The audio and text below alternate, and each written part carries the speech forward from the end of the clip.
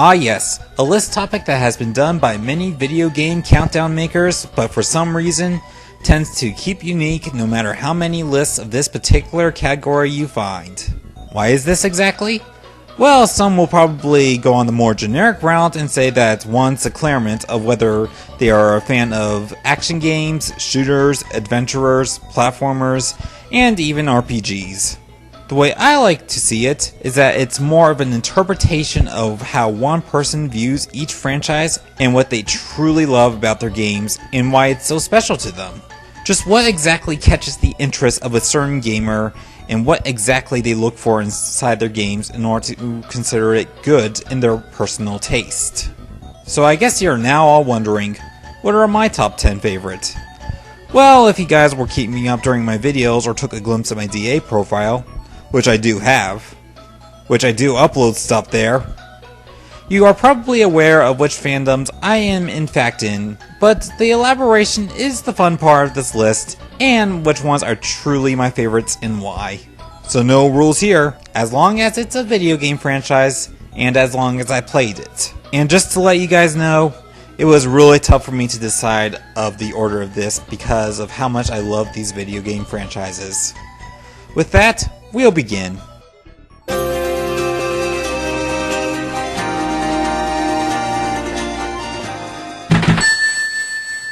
Just made it.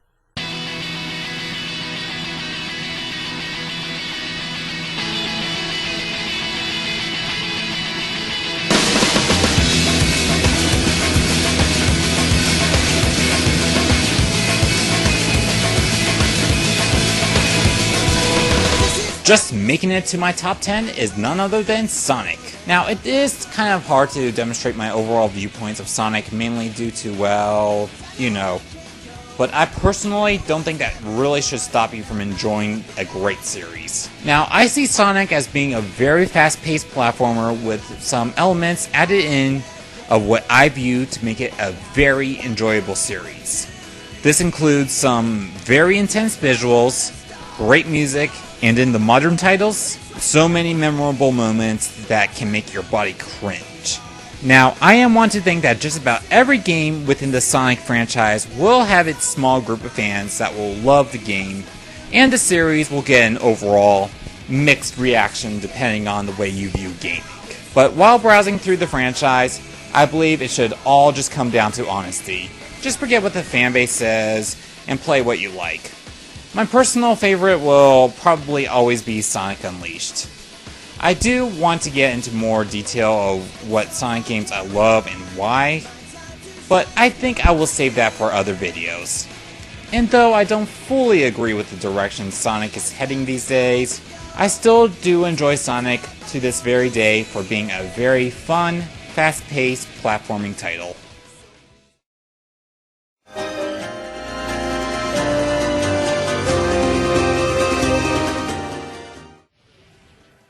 Me? Playing a fighting game? Well, that's near impossible.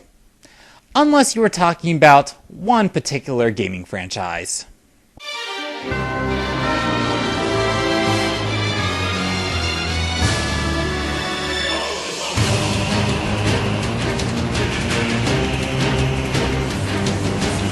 That's right, next on this list is none other than the Nintendo All-Star Fighting Game series, Super Smash Bros. Well, unlike other fighting games where you have to master complex combos, unleash certain moves at certain times, and always go into complex algorithms you have to remember and dedicate yourself to the game, Smash Bros. Just kept things simple, making it very easy to get into. Very simple taps of the button can easily send another combatant across the screen, and there are just way too many ways you can play. So many stages with fun hazards making fights even more heated than usual, being able to choose your items wreaking even more havoc, an unbelievable amount of modes you can play on, and of course being able to play as your favorite Nintendo characters to beat each other up silly. But I think the most important aspect is due to how I do not need to spend hours of my life playing a game in order to get into it.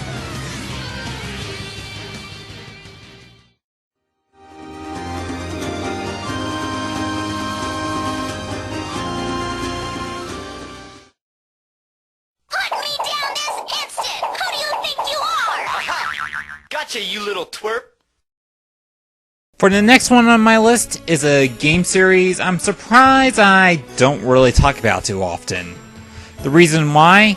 Well, the fan base is incredibly small that I just don't even think people are ever interested in me talking about it. You know how a lot of Earthbound fans feel about their game and how they felt it was really pushed aside and overshadowed by other RPGs out there? Well, just replace the name Earthbound with Lunar, Super Nintendo with Sony PlayStation, and replace other RPGs with Final Fantasy VII, and you should immediately know my feelings towards that huge factor of why I consider this series overlooked in so many ways. Now, I've only played one of the games in the main series, and I am allowed to place it on my list because that single game was enough to say this series is truly amazing. I personally think it truly captured what a JRPG should be about almost perfectly. The atmosphere was very colorful. The battle system was very simple turn-based system that was both actually innovative and simple. The characters felt both memorable, and no matter how silly they get, the development was great where every one of them had an interesting story to be told. And most importantly, it told a great and deep story while keeping a corny sense of humor and unique charm. The reason why it's not any higher on this list is mainly due to the fact that it really is a tough game for me to play. It's very challenging, and usually when the word challenge comes out in JRPGs, it usually resorts to grinding, and quite honestly, I just don't have the time for that anymore. I know I am dragging this one on, but I have one more thing to say that will say a lot about me and how I view gaming. Now, two of the most important factors to me of video games are the visuals and the audio quality. And most people will always confuse me thinking when I say visuals, I mean the graphics. You're wrong. Lunar was created with the inferior 16-bit graphics alone, making it overshadowed by games like Xenogears and Final Fantasy VII, which highly relied on cinematic scenes to create their impact. But Lunar kept it simple and creative. The cinematics are some of the best I have ever seen, combining hand-drawn and rendering 3D technology, providing one hell of an experience. The reason I kept this long is because this is a near-forgotten series, and I had to expose this for its greatness. I'm a proud fan, and coming from someone who also feels strongly about Earthbound, I will say this. Skip Earthbound, get Lunar. Yeah, I went there.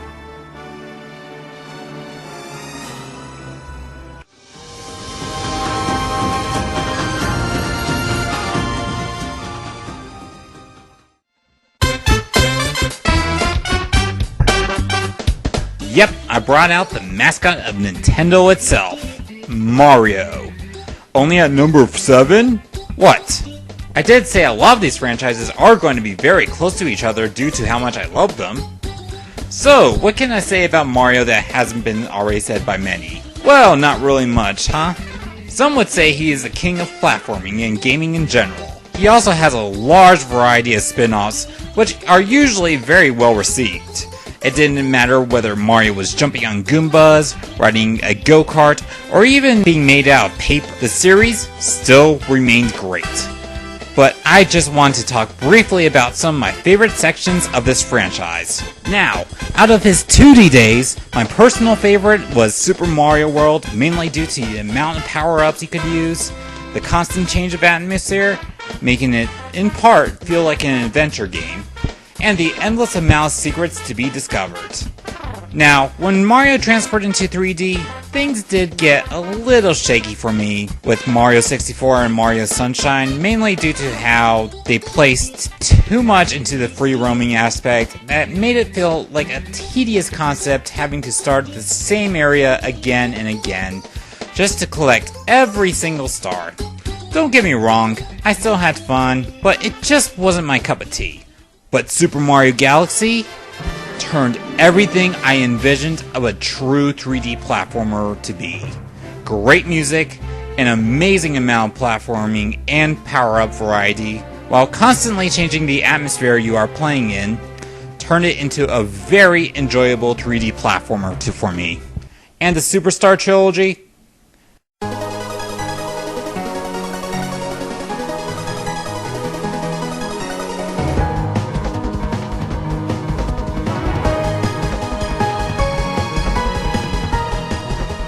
Oh god, this game. I don't even know where to start on this. It's hilarious. The combat system fits very well for an RPG series. Has one of my favorite gaming antagonists of all time. And Inside Story felt like it pushed the DS capabilities to its limits, making it so much fun. There is just nothing else I can say without going to deep elaboration. I will end up by saying, no matter the gaming preference you have, I truly believe that Mario has a game for you.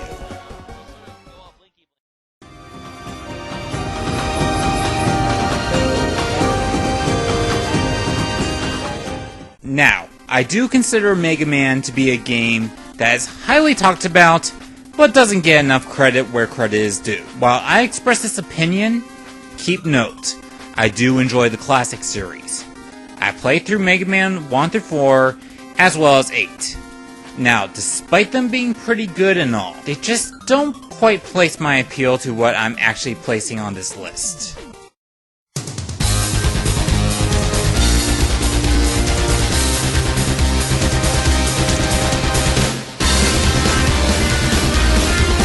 Yep, the franchise I actually decided to place on my list is none other than the Mega Man X series. But that doesn't count, it's a spin-off. Well, I do classify it as an entire franchise. Why? It's got its own timeline with an entirely different setting. Mega Man's got a different persona. There are completely new characters. The game mechanics have been mixed up to some extent. It's just simply a spin-off that was successful enough to turn into an entire franchise. Anyway, I do love this series. It's very memorable boss fights, fun linear levels that are very well themed.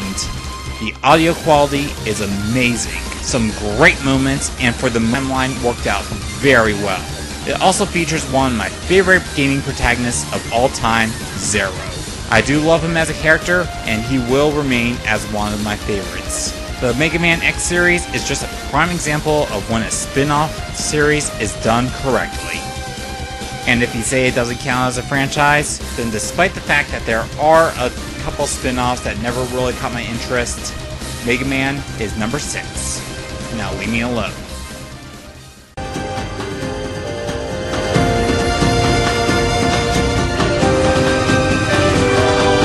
Warning, this following segment might contain extreme fanboyism.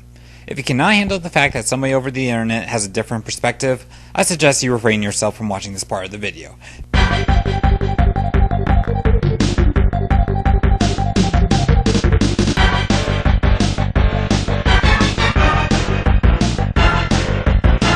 You all know about this game. Most probably praise it for Star Fox 64 alone for bringing rail shooters to almost at its peak. And do you know what? I don't blame you. The intense visuals, all the very well themed stages, and just simply all the fun that's to be had in this title alone is enough for it to commonly end up on a list like this. Warning! This part of the segment might contain very unpopular viewpoints of the Star Fox fanbase. If you cannot accept these viewpoints, too late! Star Fox Adventures, it's awesome. The atmosphere was very exotic, the puzzles felt creative, and I could never pass off a good old Zelda clone. And I also loved having Crystal as a new character. And I'm not ashamed to admit it. I loved Star Fox Assault. Yes, I said it. This was such a fun game filled with many great moments that made it feel so epic. Its gameplay, though some would argue, I love it. The story was great, and the characters went from just throwing cheesy one-liners, which by the way I do find get really old really quickly, to actual characters that felt very developed, and in reality, created two of my favorite characters in gaming, which happened to be both Fox and Wolf. But the franchise as a whole just felt so great with very little wrong with it. The audio quality is amazing, it's a very easy franchise to get into, and I feel it leaves a great moment of excitement in such a little amount of time. And it might just be my fanboy side when I say this, no matter if the game is graphically inferior or is different from the other titles, I always find myself coming back to all these games.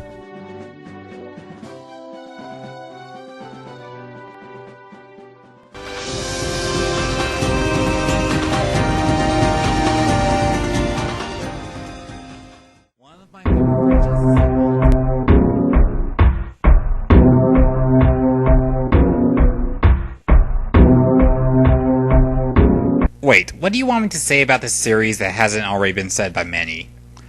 Well, none of you seem to take me as your generic countdowner, so I guess I'll ramble on how much I love Metroid, and you can interpret my viewpoint however you like.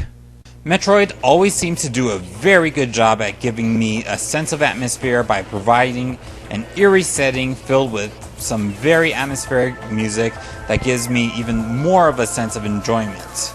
Whether the bounty hunter Samus Aran was walking through planet Zebes for the second time or was going through simulated environment on a space colony, it never failed to give me the experience of a sci-fi adventure. It was very satisfying to beat a boss and acquire a brand new ability, allowing you to go deeper into the open environment you were placed in, as well as discovering its secrets. And the story? Well, I loved the timeline of the baby Metroids, though I do say I did enjoy the Prime series and the fight against Phazon as well. And Samus has to be one of my favorite Nintendo characters of all time.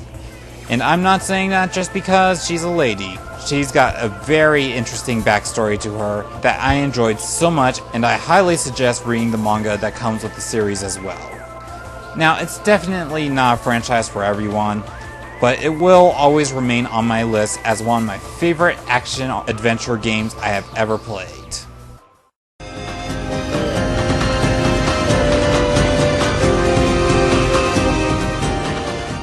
Alright students, pop quiz time. What is the answer to this particular formula? Close.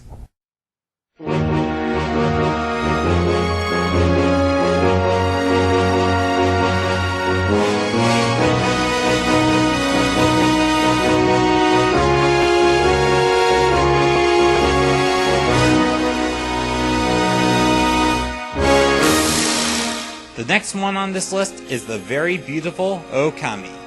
If you are a very dedicated Zelda fan and you have not played the series, then what the hell is the matter with you?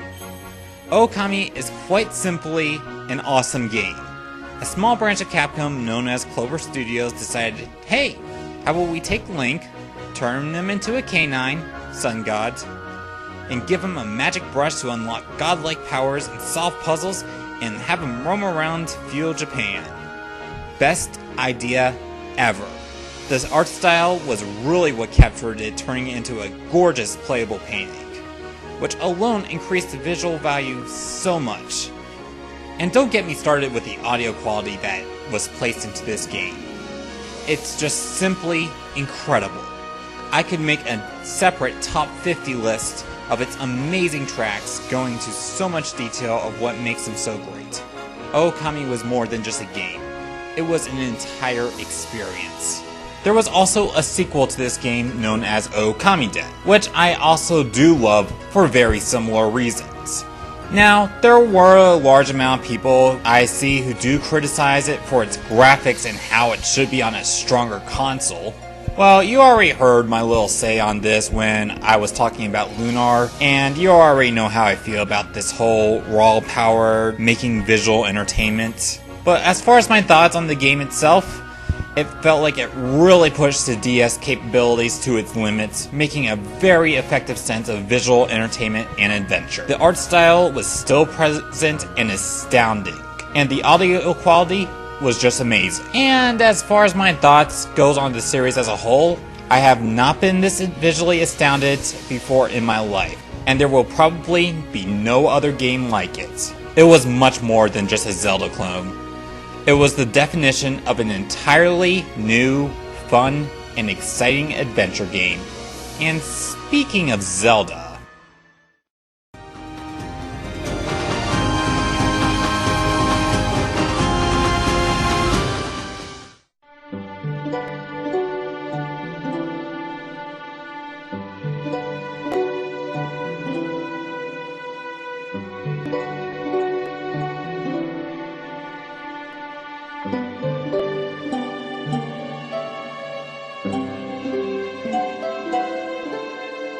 You guys saw it coming. What I see as the pinnacle of adventuring games is The Legend of Zelda. There really is just no adventuring game that comes to mind that really does compete with The Legend of Zelda. But what I think sets it aside from most adventuring games is that no matter what Zelda game I play, it feels like an individual game that has something new it can offer.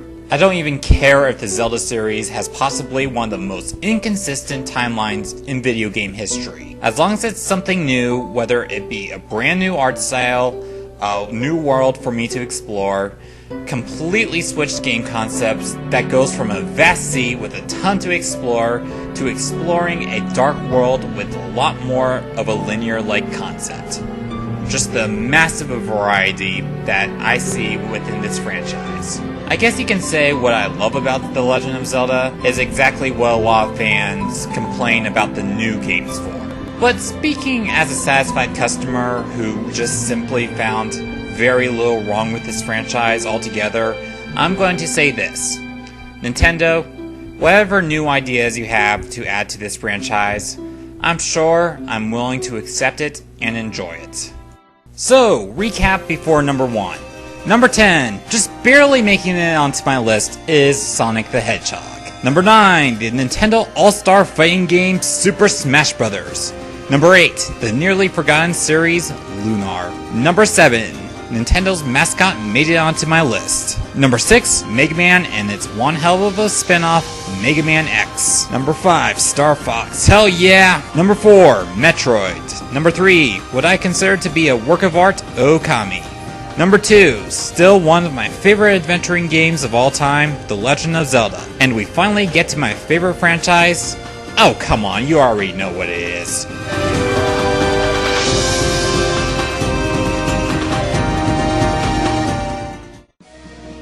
Now, when a company could make a series so simple, so much fun, and could make that series dominate the handheld market as well as the RPG market, the only thing I could think is that that company was on so much awesome sauce when they developed it. And that's why I think Game Freak was on when they made Pokémon.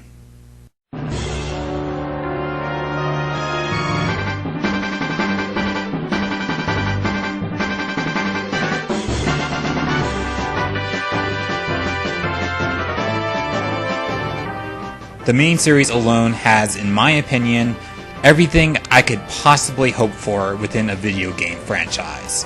The feeling of an adventure, the massive amount of creativity that was placed into the series, the ways you can play the game, all placed into a very simple but fun title. The concept was to simply travel around the world and collect as many of these Pokemon as you can so you can train them, go through the leagues by going through on a somewhat linear path provided to you. The concept hasn't changed much throughout the series, but the Pokemon themselves felt they were getting more and more creative as they went through the generations. I also find it funny how it is supposed to be a kid's game, yet they actually based a lot of the Pokemon off of mythological origins and stories that gave Pokemon something interesting to read behind while everything else was going on. But the series really did take off to more than just a simple handheld series of games. It also got its spot of a widely popular trading card game, spawned a highly criticized but still successful anime series, as well as several movies, and we also got the less popular but overall well-received manga. Though some would argue that they milked the series to death, I really don't see it like that. I think no matter what age group you're in, there is just truly something that you will find within the series that you will enjoy. And don't let people make you feel bad for what you actually like.